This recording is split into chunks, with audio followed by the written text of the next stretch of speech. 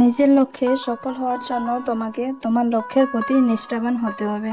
অপেক্ষা করা ভালো, তবে যে এর মূল্য বোঝে না তার জন্য অপেক্ষা করা বোকামি। আঘাত ভোলা সহজ, কিন্তু অপমান ভোলা সহজ নয়। পৃথিবীর সব থেকে নোংরা ডাস্টবিন হলো মানুষের মন। কবিগুরু বলেছেন, একজন বিশ্বস্ত বন্ধু 10,000 আত্মীয়ের সমান। মানুষ বড়ই অদ্ভুত, ভদ্র আচরণকে দুর্বলতা ভাবে আর বদমেজাজকে ভাবে ব্যক্তিত্ব। কিছু অজানা প্রশ্নের উত্তর শুধুমাত্র সময়ের কাছেই থাকে। সময়ের সময় হলে সময় নিজেই সেই অজানা প্রশ্নের উত্তর দিয়ে দেয়।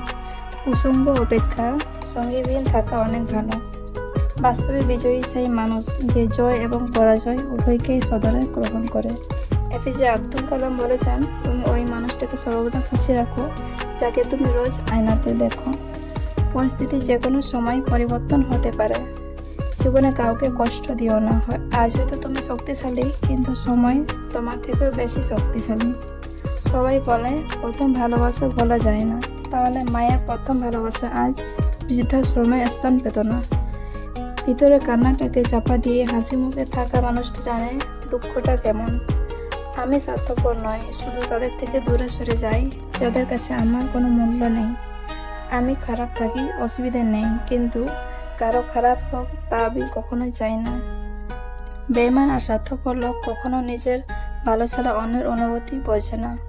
জীবনে হেরে যাওয়া বলে কিছু হয় না, হয় জেতার আনন্দ থাকবে, না হলে শেখার প্রস্তুতি থাকবে। অনেক কথা বলা মানুষ যদি হঠাৎ করে চুপ হয়ে যায়, তাহলে বুঝে নিও আঘাতটা অনেক গভীরই লেগেছে। মাঝে মাঝে মনে হয় জীবনে কিছু কিছু মানুষের সাথে পরিচয় না হলেই বোধহয় ভালো হতো। অতিরিক্ত ভালো মানসিকতা না দেখালেই ভালো, কারণ ভালো মানুষ এটাকে এখন দুর্বলতা ভাবে। ভালোবাসা ও বন্ধুত্ব খুব দামি জিনিস, কিন্তু সবাই সঠিক মর্যাদা দিতে পারে না। বিশ্বাসঘাতকতাকে গালাগালি না দিয়ে ধন্যবাদ বলুন, কারণ সে তোমাকে মানুষ চিনতে শিখিয়েছে। খারাপ কাজে কখনো এগিয়ে যেও না, আর ভালো কাজে বাধা আসলেও কখনো পিছিয়ে এসো না।